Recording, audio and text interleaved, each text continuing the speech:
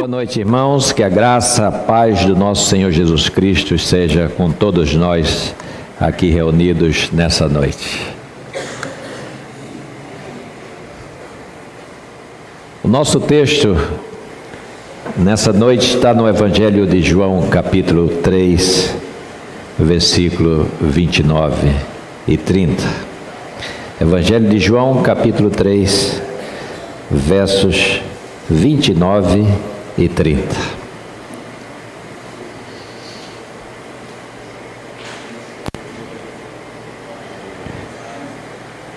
Que nos diz assim a palavra: o que tem a noiva é o noivo. O amigo do noivo que está presente e o ouve, muito se regozija por causa da voz do noivo, pois esta alegria já se cumpriu em mim.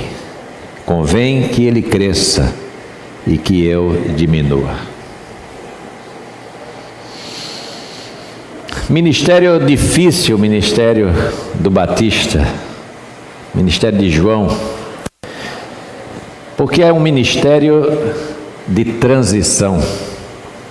O ministério parte de uma história e parte de uma dispensação, e um ministério que inaugura uma outra época, um ministério que inaugura um outro momento.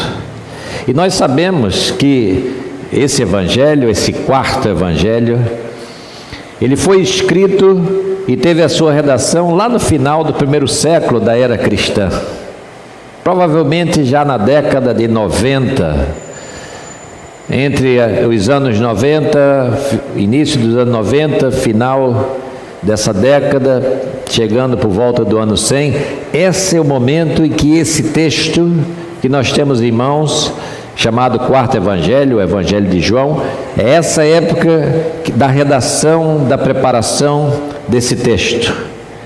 E ali no finalzinho do primeiro século, muita coisa e muita gente estava vivendo esse evangelho de uma forma muito intensa, vivendo, dando testemunho por meio do trabalho que elas praticavam, trabalho de vida, trabalho de dedicação, trabalho de entrega total ao Senhor, trabalho esse que em situações e muitas ocasiões se transformou em martírio. Pessoas foram sacrificadas, foram mortas por conta do seu testemunho, por conta da maneira como eles encararam a sua fé e deram testemunho dessa sua fé, com destemor, com ousadia, com coragem, sem titubear diante das dificuldades e dos problemas que advinham, aqueles que se diziam cristãos ou que eram cristãos, numa época em que se buscava ainda a afirmação. Quem eram essas pessoas e quem era esse povo? Quem eram esses homens e essas mulheres que se diziam seguidoras de uma pessoa chamada Cristo, que era ainda um desconhecido para a nação, para o império, para Roma? Por outro lado, havia aquelas outras pessoas que contestavam a postura de entrega, de serviço, de dedicação, de trabalho. Se diziam também pessoas cristãs, mas dizia assim, que para seguir ao Cristo, seguir a Jesus, bastava que elas tivessem uma iluminação, ou seja, abrisse para o conhecimento, ou para aquilo que eles diziam assim, para a gnose. A gnose é o conhecimento, na palavra grega, na expressão grega. Então eles pensavam que esse Logos era a luz, e que essa luz vinha se tornar conhecida, mas ela viria se tornar conhecida por meio da medida que nós fôssemos conhecendo, esse conhecimento da mente, do intelecto, conhecimento que vinha pela razão, e não por meio de práticas concretas. Exatamente nesse contexto que o quarto evangelho é escrito, E o quarto evangelho é escrito quando se pensava assim, que não havia o Cristo encarnado, não havia Jesus como pessoa humana, mas sim aquele que representava a Deus nessa aparência, nessa forma humana. O quarto evangelho é escrito justamente para combater essa teoria, ou a gente pode dizer hoje assim, essa heresia. Por isso você abre o quarto evangelho e ele começa no capítulo 1, falando sobre a divindade de Jesus Cristo. No princípio era o Verbo estava com Deus e o Verbo era Deus. E ele vai dizer mais adiante, e o Verbo se fez carne e habitou entre nós, cheio de graça e de verdade. Isso é o quarto evangelho, falando dessa divindade de Jesus. No princípio ele estava com Deus, mas ao mesmo tempo dizendo que esse Verbo que é Deus e que estava com Deus é também o Verbo encarnado, é esse Verbo que vem ao nosso, para o nosso meio e se torna um de nós, se torna homem, se torna pessoa humana. Por isso que um teólogo como Karl Barth vai dizer assim, Jesus Cristo não fez-se a si próprio meramente homem, porque isso é muito impessoal. Ele se fez um homem. É uma pessoa de carne e osso com nome, Jesus Cristo, ou Jesus de Nazaré. É Ele que está ali. E o quarto evangelho está dizendo assim, essa pessoa existe.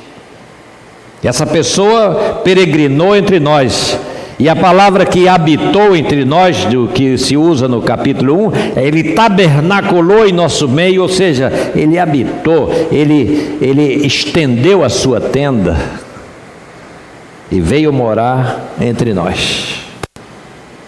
Veio viver a experiência da vida humana. Não é só para os discípulos de João a dificuldade da transição de uma época para outra. Eu vejo muito a grandeza de João, do evangelista, e agora também falando do Batista, duas pessoas distintas, mas olhando para essa figura, essa pessoa, João que escreve, o evangelista que escreve e fala desse Deus gracioso que se faz homem, e o Batista que vai dar testemunho e vai viver essa experiência dessa transição. Eu imagino a dificuldade do Batista em lidar com essa situação, mas ao mesmo tempo a maneira sublime como ele enfrenta essa situação, e ao mesmo tempo a dificuldade dos seus discípulos em entender essa transição.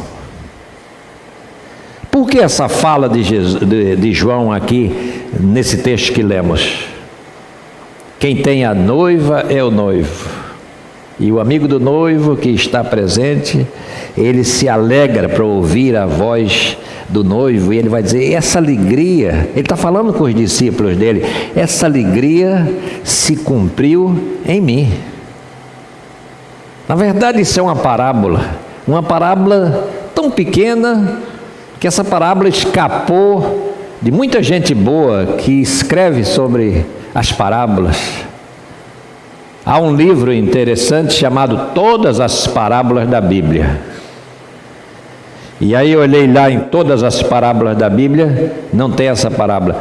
O escritor, que é uma pessoa como nós, falha como nós, ele não percebeu essa parábola. Ele não viu. É uma parábola de um versículo. Quanta coisa João, o Batista, ele está dizendo aqui para os seus discípulos. E por que ele fala o que ele fala nesse versículo 29? Ele é instigado por isso, pela fala dos seus discípulos no versículo 26. Eles foram até ele, procuraram o Batista, procuraram o seu mestre, o rabino, aquele que estava à frente deles, vão dizer, mestre, aquele que estava contigo além de Jordão, do qual tens dado testemunho, ele está batizando. E todos agora estão indo ao encontro dele. Por que isso está acontecendo? Se bem que o próprio evangelista, mais adiante, ele vai dizer assim no capítulo 4, versículo 2, olha, vamos corrigir isso aí que foi dito lá no versículo 26, porque João vai bater, vou colocar um parênteses, e vai dizer assim, olha, se bem que Jesus mesmo, ele não batizava ninguém. As pessoas estavam sendo batizadas. E batizadas agora daquela forma que Jesus Cristo veio batizar. Não como João estava sendo batizando. João aplicava o batismo de arrependimento. Aqueles que vinham até ele eram preparados para aquilo que haveria de vir após ele. Ele estava preparando as pessoas. Ele estava anunciando o advento, a vinda do reino de Deus, a vinda do Messias. João é aquele homem que sabe exatamente o que ele tem que fazer. É aquele homem que diz assim, eu sei qual é a minha missão. Isso é uma coisa muito importante na vida da gente. A gente saber qual é o nosso ministério, qual é o nosso trabalho, qual é a nossa ação, o que é que nós temos que fazer. Você sabe o que tem que fazer? Isso é uma coisa muito importante. Paulo, quando ele escreve as suas cartas, ele diz assim no capítulo 3 da carta aos Efésios, a mim o menor de todos, coloca-se bem pequenininho, no versículo 8, o menor de todos, me foi dada a graça de pregar o evangelho aos gentios. Eu tenho esse ministério de pregar o evangelho transculturalmente, não para judeus, os da minha raça, mas lá longe, transcultural. Eu tenho sobre mim, pesa essa responsabilidade. E ele vai dizer aos coríntios, e ai de mim, se eu não fizer isso. Eu tenho essa missão específica. Eu tenho que anunciar Jesus Cristo. E ele me colocou não como Pedro, não, ele me colocou para pregar lá. Discernimento, compreensão de qual é a sua missão. O Batista é uma pessoa assim. Os discípulos dele não estão tão conscientes assim. Mas ele, João, o Batista, ele sabe exatamente aquilo que ele tem que fazer. Ele estava ali na transição do tempo. Ele percebia a iminência da mudança da época, a mudança do tempo, da pregação, do anúncio que ele estava fazendo. Quanto aos seus discípulos, ainda tinha na mente as palavras emocionantes de João, as coisas belas que João havia anunciado, às vezes duras, é verdade, quando ele confrontava aquela geração perversa e incrédula com o evangelho que estava sendo pregado. Mas eles não esqueciam as frases, as pregações, a maneira como João falava de Cristo. Eles lembram lá no início do evangelho, quando o Batista vê Jesus Cristo pela primeira vez, e as palavras de Jesus são essas: eis o Cordeiro de Deus que tira o pecado do mundo. É esse. Aquele é acerca de quem eu estava pregando, eu estava anunciando. Aquele é acerca de quem a minha vida toda foi preparada para esse momento, para aplainar, para preparar os caminhos do Senhor. Preparar por meio desse anúncio, preparar por meio da fala, preparar por meio de fazer a transição. João é o homem colocado por Deus, chamado por Deus desde o ventre, para dizer assim: João, você vai ser o homem de duas épocas, você vai ser um homem de dois tempos. Você vai estar lá na velha dispensação. Daí o texto dizer assim, que os profetas profetizaram até João. A profecia veio desde a antiguidade, e a gente pode colocar essa profecia desde Moisés, atravessando tantas épocas, tantos períodos, tantos séculos, passando por tantos homens de Deus que levantaram para anunciar essa vinda do Messias, e essa pregação vai chegar na pessoa de João Batista. Ele recebe esse ministério, mas também ele é o homem chamado para dizer assim: agora você vai fazer a transição. Por isso que o Evangelho diz assim: dentre os nascidos de mulher, ninguém foi maior do que João. Diante daquilo que se reconhece, a autoridade, a dimensão, o tamanho do trabalho, da vocação, da exigência, daquilo que tem que se fazer, João é colocado num lugar de destaque, e são palavras de Jesus no capítulo 11 de Mateus em relação a João. Ele não é um caniço agitado pelo vento, mas ele é um homem preparado por Deus para essa missão, para anunciar esse tempo. E ele fez isso com dedicação, com seriedade.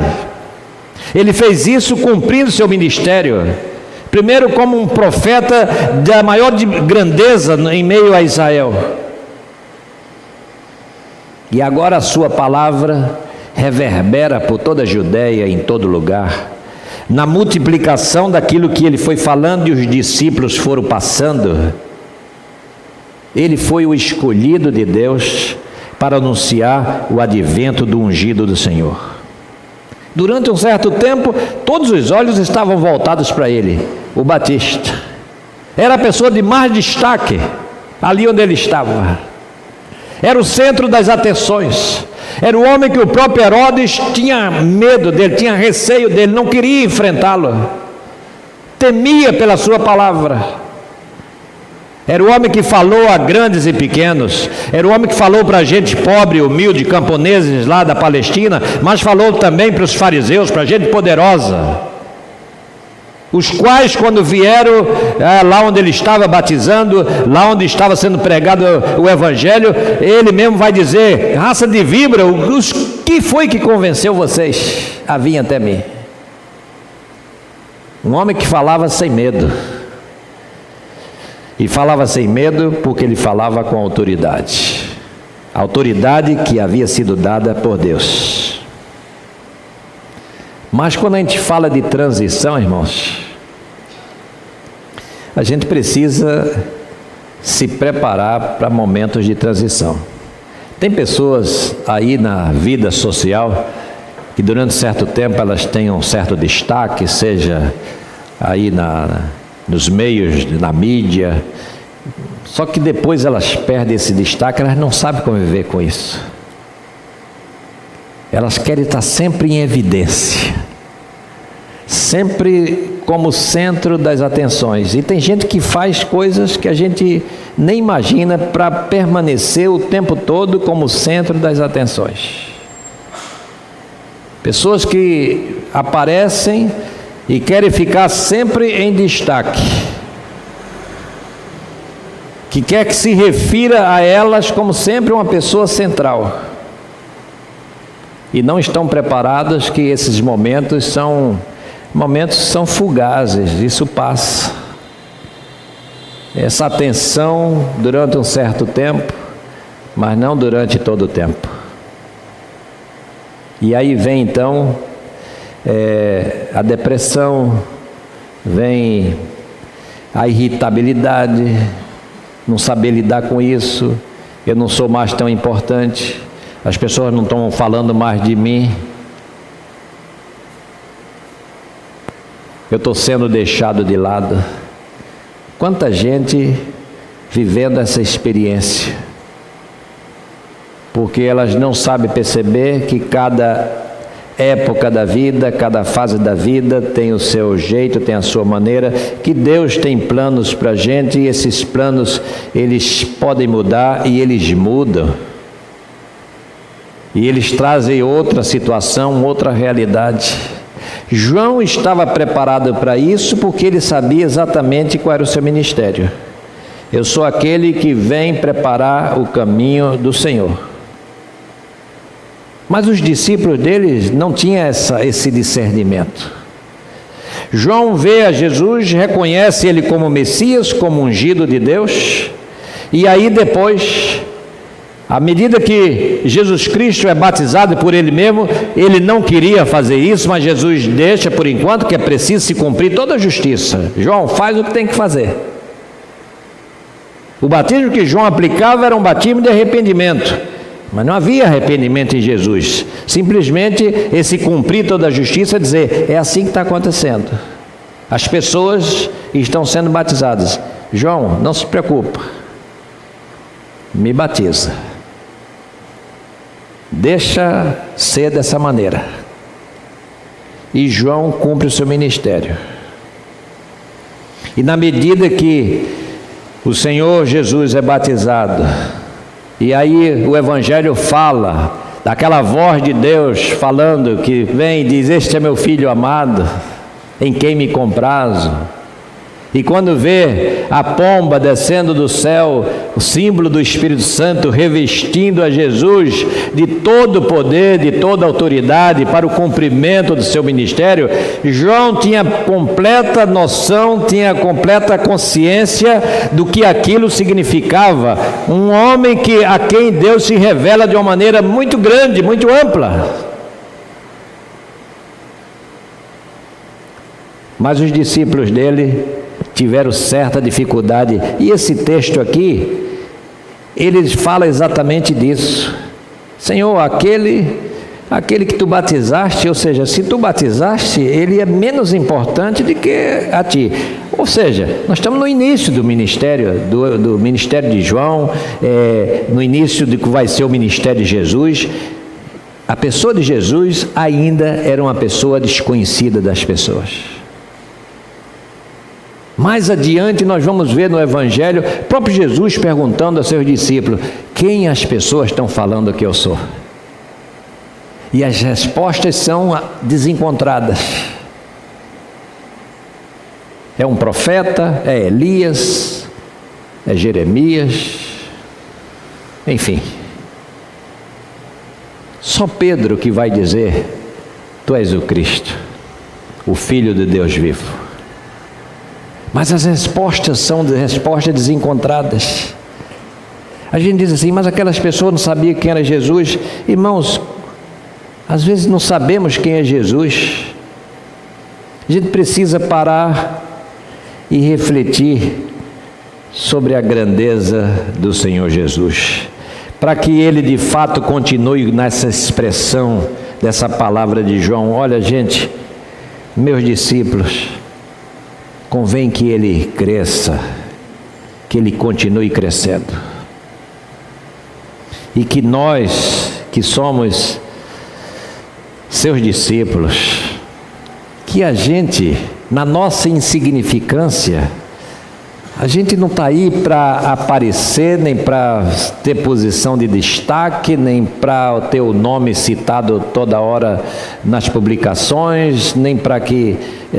a gente não precisa disso, embora que pessoas precisam de afirmação dessa forma, mesmo no nosso meio. Que precisa desse destaque, precisa dessa fala, precisa que alguém esteja falando, comentando, dizendo... E se nós tivermos a consciência de João, a gente vai dizer assim, nós não precisamos disso. Que o trabalho que a gente faz, a pregação que nós fazemos, a pregação e a fala que nós estamos levantando, o evangelho que nós pregamos, é para a grandeza de Jesus Cristo. Para que Ele apareça, para que o nome dele se sobressaia acima de todo nome. Quando a gente diz assim, nós estamos num tempo de preparação para a Páscoa, o que é isso? Tempo de preparação para a Páscoa.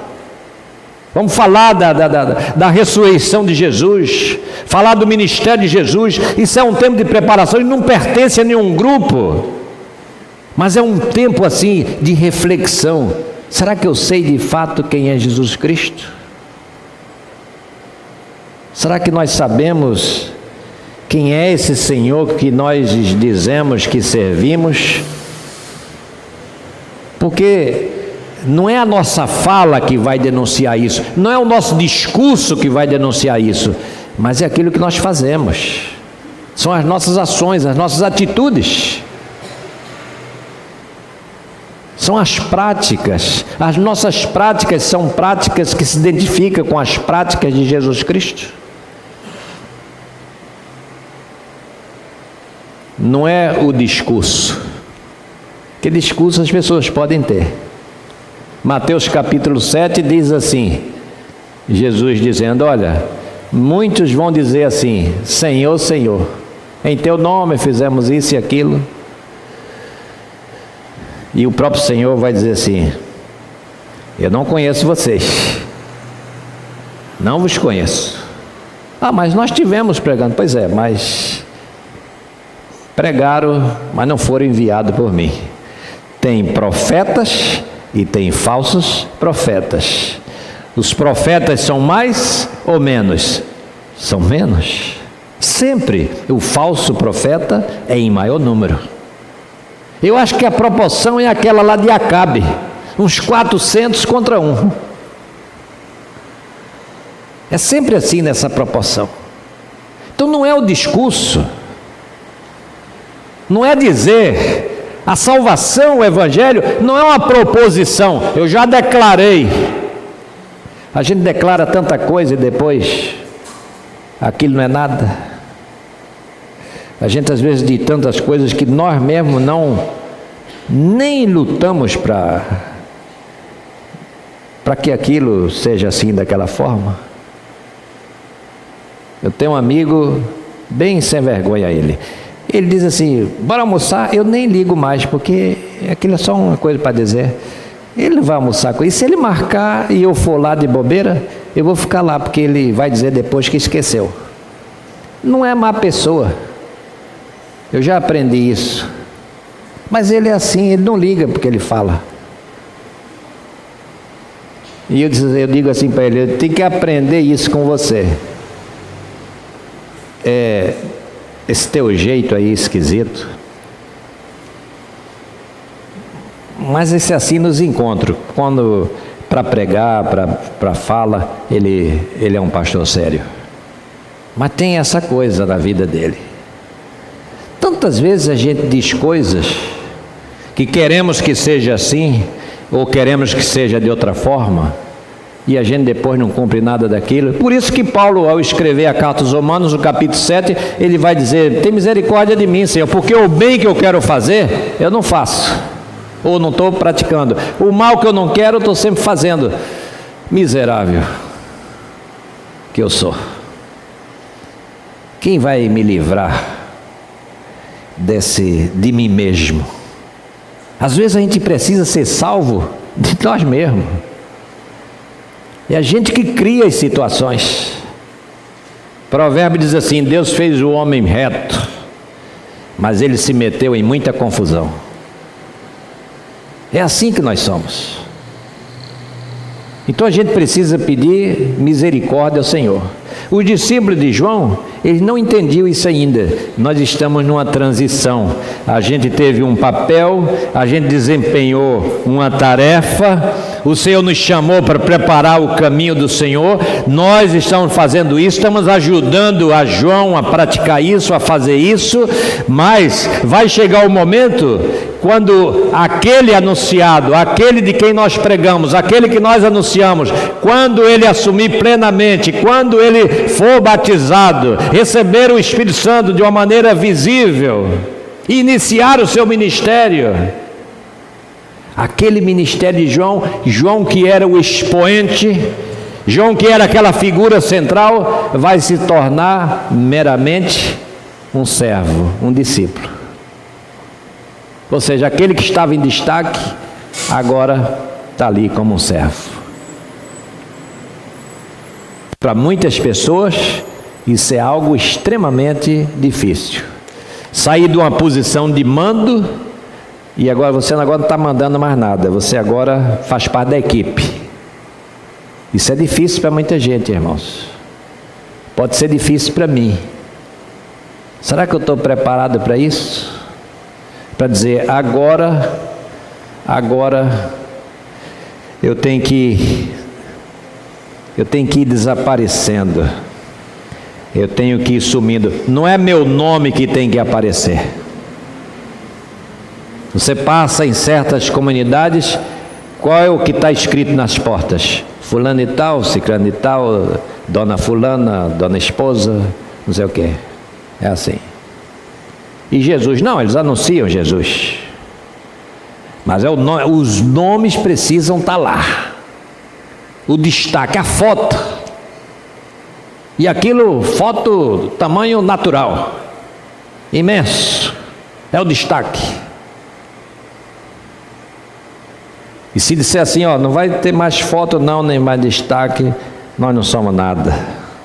Nós somos simplesmente servos, discípulos.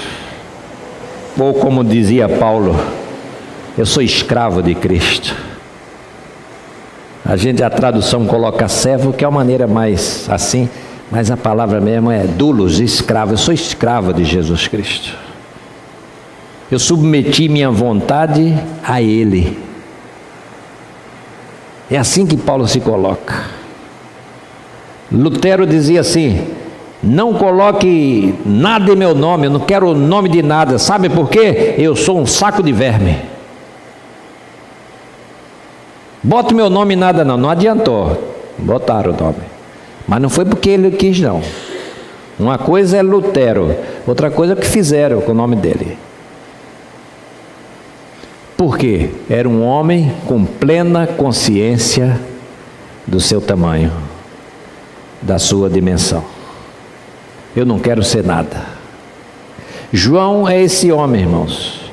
João é esse homem que precisa ensinar isso aos seus discípulos. Esses discípulos preocupados com posição social, com destaque. E aí João vai dizer para eles, versículo 27, gente, o homem não pode receber coisa alguma se do céu não lhe for dado. Ou seja, não é ele que está fazendo isso. O ministério é esse. Ele recebeu, o que eu fiz, eu recebi do Senhor. Foi Deus que me deu essa missão, para anunciar o advento, a vinda desse homem.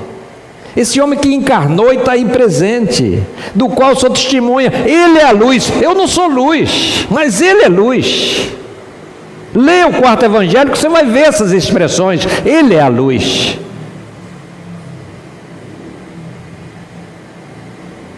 João apresenta dessa maneira.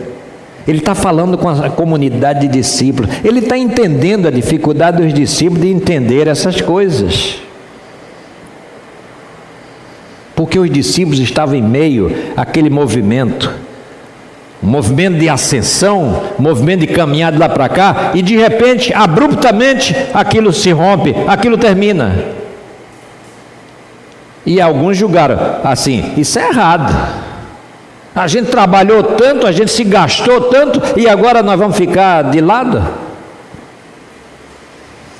Ou como dizia alguém assim, poxa, a gente passou o tempo todo aí roendo o osso, e agora que chegou no filé, a gente vai pular fora? Ou vão tirar a gente? Não pode ser assim. E João diz assim, pois é exatamente isso que vai acontecer. Convém que ele cresça e que eu diminua. O nome que precisa aparecer é o nome de Jesus Cristo. E aí João lança essa parábola, olha, o que tem a noiva é o noivo. João está colocando-se agora aqui na velha dispensação. Sabe quem eu sou, gente? Eu sou o amigo do noivo. Se você tem umas bodas, se você tem uma festa, a festa não é feita só pela noiva e pelo noivo. A festa tem que ter gente, tem que ter pessoa, tem que ter convidados. Uma festa que não tem convidados, que não tem gente presente, é uma festa michuruca. Ninguém quer uma festa dessa. Eu fiz um casamento uma vez que a noiva atrasou tanto que aí Mas atrasou muito, tipo assim, era 19 horas e ela foi entrar, sei lá, 9h30, quase 10 horas. E as pessoas foram embora. E eu estava lá chorando, disse, não posso culpar as pessoas, que eles foram embora. Pode demorar desse jeito para casar. Não quer tanto casar, por que demora tanto? E aconteceu, foi um fiasco. Ficou as coisas tudo lá. Entende? Atrasou daqui e dali. Preste atenção. Não pode acontecer isso. João está dizendo, eu sou amigo do noivo. Eu estou presente na festa. E a minha alegria, sabe por que a minha alegria? A minha alegria é por causa da voz do noivo. Eu estou ouvindo a voz do Senhor, estou ouvindo a voz do ungido, eu estou ouvindo a voz do enviado de Deus, do Cordeiro de Deus que tira o pecado do mundo. Eu estou feliz, gente, com isso. Ele está dizendo isso para os seus discípulos. Eu estou feliz. Tira isso do coração. Tira essa coisa, essa mania de grandeza do coração. O nosso trabalho foi feito, está sendo feito, e a gente não tem que querer recompensação nenhuma. É Deus que nos dá o que Ele quiser dar graciosamente. Não é porque a gente merece nada de coisa nenhuma. Como diz o Evangelho de Lucas, depois de a gente fazer tudo quanto a gente devia fazer, a gente deve dizer o quê? Eu sou um servo inútil. Inútil por quê? Porque só fiz aquilo que estava determinado para me fazer. Não fiz nada demais.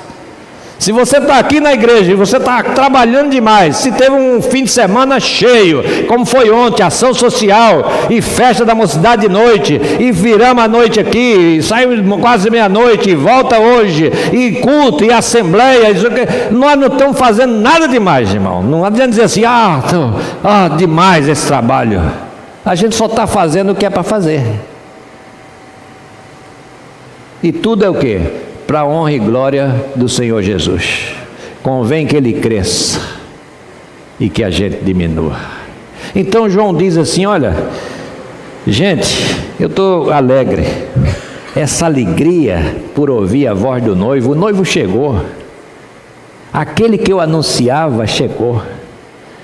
João é chamado de o maior entre os profetas. Ninguém entre os profetas foi maior do que João. E sabe por quê? Porque João viu aquilo que ele profetizou. Jeremias falou de Jesus Cristo, mas não viu. Isaías falou de Jesus Cristo. Amós, Oséias, Daniel, todo mundo falou de Jesus Cristo, mas não viu. João profetizou e viu. Bem-aventurado aquele que vê o cumprimento dessa profecia. João é aquele que viu esse cumprimento. Ele disse, gente, eu estou feliz, essa alegria está se cumprindo em mim. O noivo chegou, e o noivo chegou para encontrar a sua noiva, para encontrar a sua igreja. A festa está pronta. Vamos nos alegrar com esse noivo, e daqui para frente vamos dizer essa palavra: convém que ele cresça. Convém que cada vez mais ele cresça e que a gente diminua. Ou como diz Paulo escrevendo aos Filipenses, quando ele fala do ministério de Jesus Cristo, ele vai dizer assim, lá no capítulo 2, ele vai dizer essas palavras maravilhosas, lindas. Ele vai dizer, olha, pelo que também Deus o exaltou sobremaneira, para que ao nome de Jesus se dobre todo joelho, no céu, na terra e debaixo da terra, e que toda língua confesse que Jesus Cristo é o Senhor. Então, meus amados irmãos, nessa noite, eu e você temos um trabalho, temos um ministério, e esse ministério é colocar o nome de Jesus Cristo lá em cima, colocar no nosso coração, mas colocar Ele lá em cima. Queremos falar qualquer coisa? Jesus, o nome de Jesus, esse nome maravilhoso, esse nome precioso, esse nome grande, imenso, incomensurável, esse nome maravilhoso que é Jesus Cristo. Esse nome que deve emocionar a cada um de nós e nos alegrar, como João se alegrou. Eu estou diante do noivo e nós estamos ouvindo a voz dele. A nossa alegria deve ser completa. Convém que Jesus Cristo cresça e que nós, cada vez mais, diminuamos para a honra e glória do Senhor Jesus. Que Ele nos abençoe. Amém.